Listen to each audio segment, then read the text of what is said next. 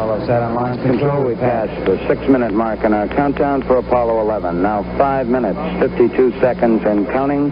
We're on time at the present time for our planned liftoff of 32 minutes past the hour.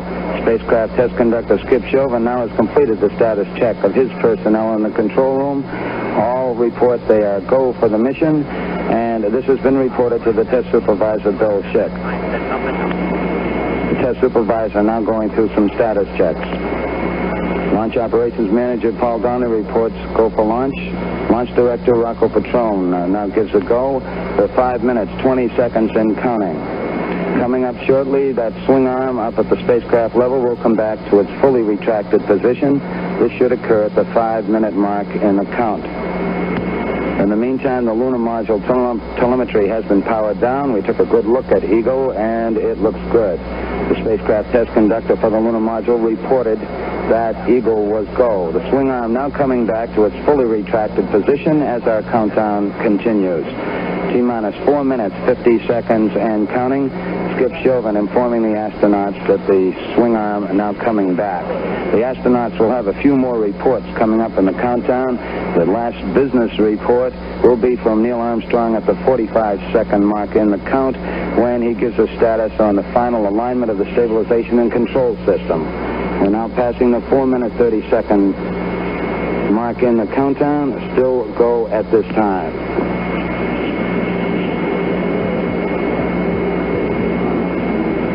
4 minutes, 15 seconds. The test supervisor now has informed launch vehicle test conductor Norm Carlson you are go for launch. From this time down, Carlson handles the countdown as the launch vehicle begins to build up. We're now hitting the 4-minute mark. 4 minutes and counting. We are go for Apollo 11. We'll go on an automatic sequence starting at 3 minutes and 7 seconds.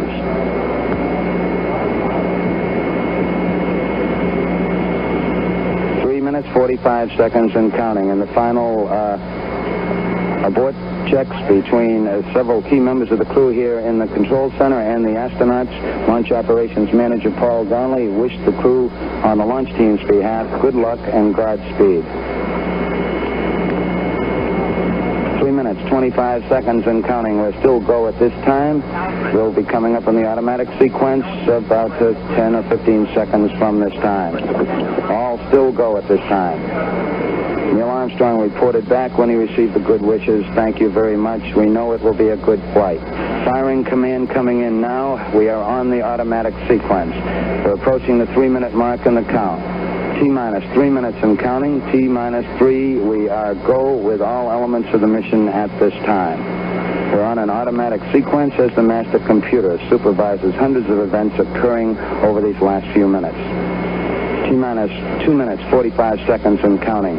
The members of the launch team here in the control center monitoring a number of what we call red line values. These are tolerances we don't want to go above and below in temperatures and pressures. They're standing by to call out any deviations from our plans. 2 minutes, 30 seconds and counting. We're still go on Apollo 11 at this time. The vehicle starting to pressurize as far as the propellant tanks are concerned, and all is still go as we monitor our status for it. 2 minutes, 10 seconds and counting. The target for the Apollo 11 astronauts, the moon at liftoff, will be at a distance of 218,096 miles away. We've just passed the 2-minute mark in the countdown. T-minus 1 minute, 54 seconds and counting. Our status board indicates that the oxidizer tanks in the 2nd and 3rd stages now have pressurized. We continue to build up pressure in all 3 stages here at the last minute to prepare it for liftoff. T-minus 1 minute, 35 seconds on the Apollo mission, the flight to land of the first men on the moon. All indications coming in to the control center at this time indicate we are go. 1 minute, 25 seconds and counting. Our status board indicates the 3rd stage completely pressurized. 80-second mark has now been passed. We'll go on full internal power at the 50-second mark in the countdown. Guidance system goes on internal at 17 seconds, leading up to the ignition sequence at 8.9 seconds. We're approaching the 60-second mark on the Apollo 11 mission. T-minus 6 60 seconds and counting. We passed T-minus 60. 55 seconds and counting. Neil Armstrong just reported back. It's been a real smooth countdown. We passed the 50-second mark. Power transfer is complete. We're on internal power with the launch vehicle at this time. 40 seconds away from the Apollo 11 liftoff. All the second stage tanks now pressurized. 35 seconds and counting. We are still go with Apollo 11. 30 seconds and counting. Astronauts report it feels good. T-minus 25 seconds. 20 seconds and counting.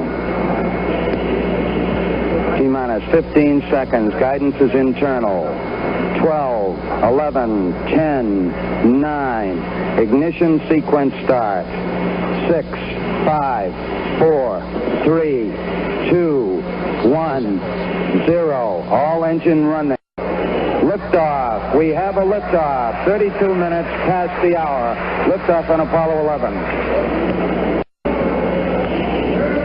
Tower cleared. Okay, we got a roll program. Neil Armstrong reporting the roll and pitch program, which puts Apollo 11 on a proper heading.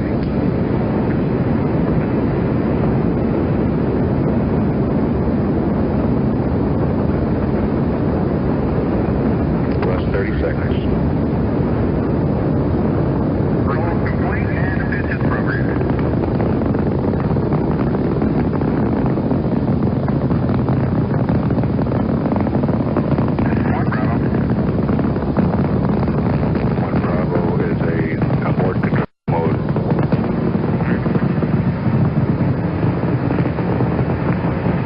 Altitude's 2 miles.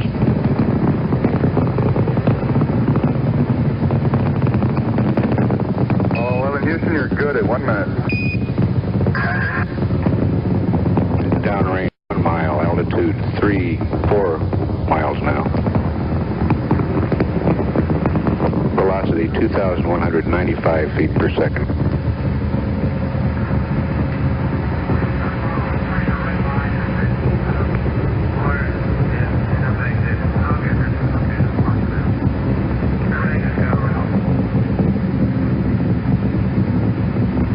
We're through the region of maximum dynamic pressure now.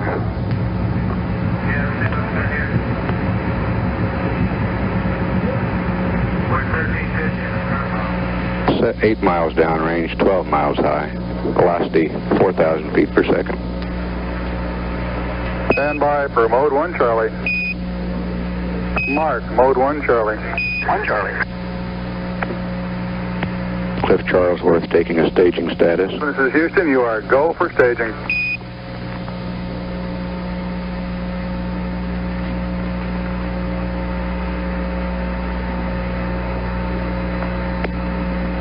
Inboard cutoff. Inboard engines out. I'm inboard cutoff.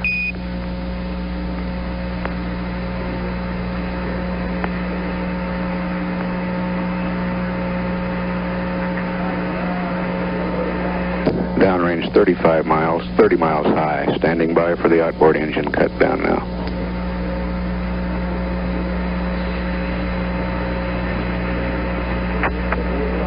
There it is, right on the tip. And ignition.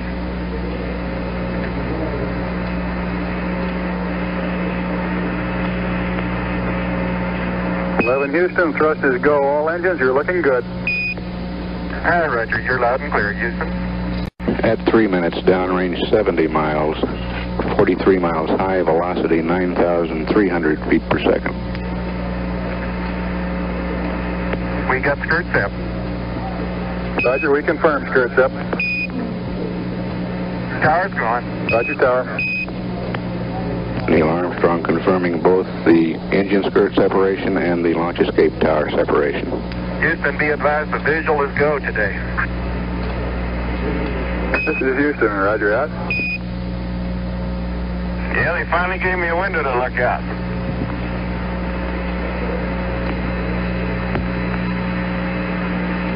Houston, your guidance has converged, you're looking good. Downrange 140 miles, altitude 62 miles, velocity 10,300 feet per second. 11 Houston, you are go at 4 minutes. Roger.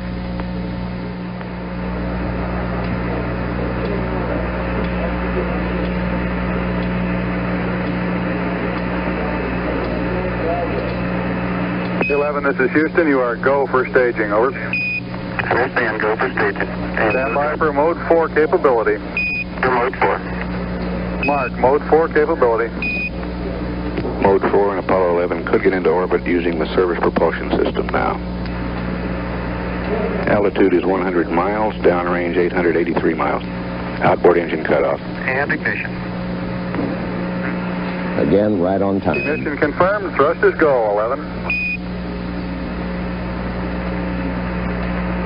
And now the third we have a good third stage now. It stays with them for some time yet.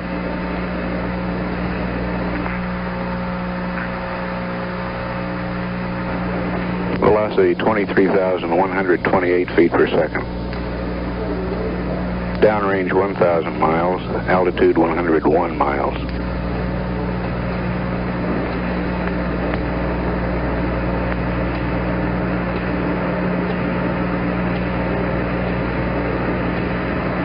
Apollo 11, this is Houston. At 10 minutes, you are go.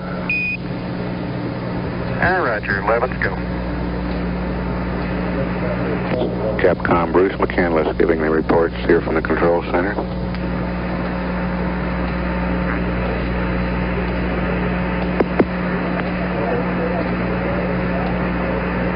Apollo 11, this is Houston. Predicted cutoff at 11 plus 42. Over. 1142, Roger. It'll be 11 minutes and 42 seconds into the flight when the third stage. Downrange 1,175 miles. Velocity 24,190 feet per second.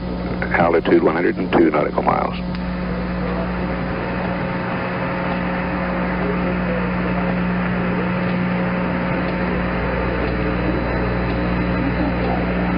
Apollo 11 still go on all sources. Apollo 11, this is Houston. You are go at 11. There you go.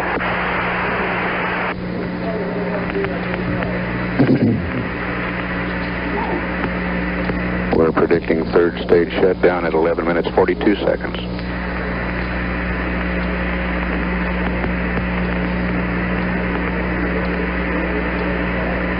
Velocity 25,254 feet per second. Downrange 1,400 miles now. Altitude 102.8 nautical miles. Shutdown. Shutdown right on time. 101.4 by 103.6. Roger, shut down, and we copy 101.4 by 103.6.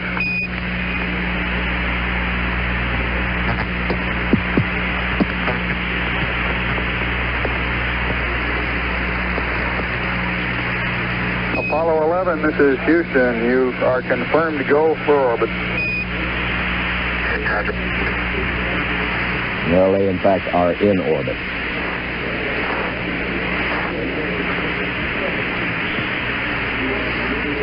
And this is mission control in Houston. This is Houston. The booster is safe. Roger. Show velocity at insertion 25,568 feet per second.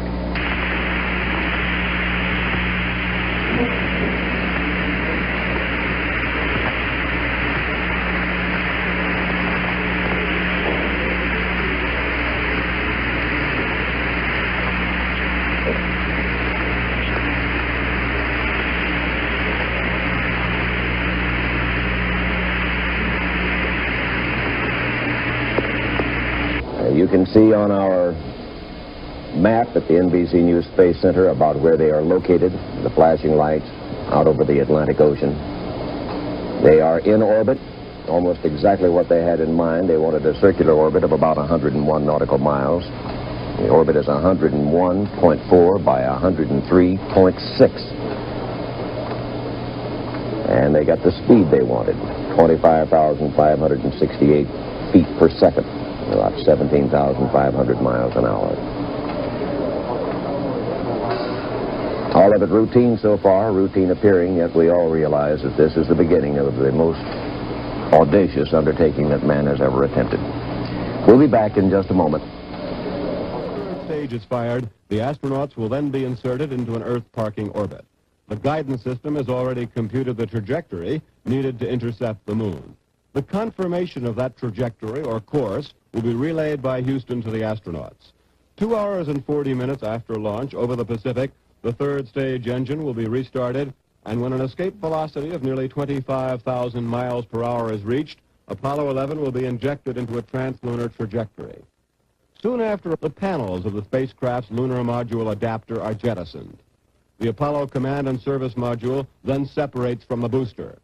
The astronauts start the docking maneuver, rotating Apollo 180 degrees, and then, using their small thruster rockets, dock with the LEM. The third stage will be jettisoned when the docking maneuver is completed about 2 hours after translunar injection.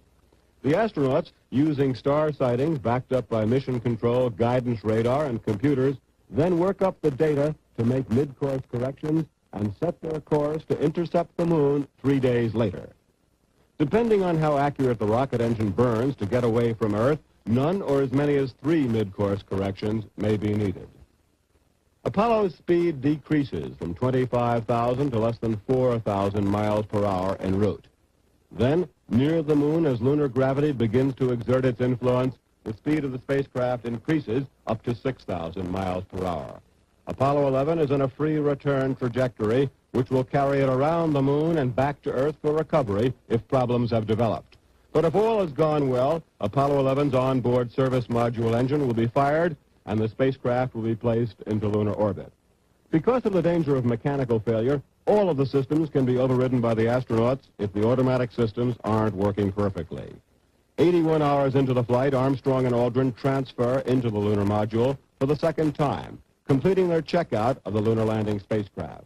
They remove the docking probe and drogue from the tunnel connecting the command and lunar modules and equalize the pressure in both vehicles. The lunar module pilot then floats through the docking tunnel overhead and into the LEM. One of the first tasks for the lunar module pilot is to activate the LEM's environmental control system and to change his suit connections to the LEM's umbilicals.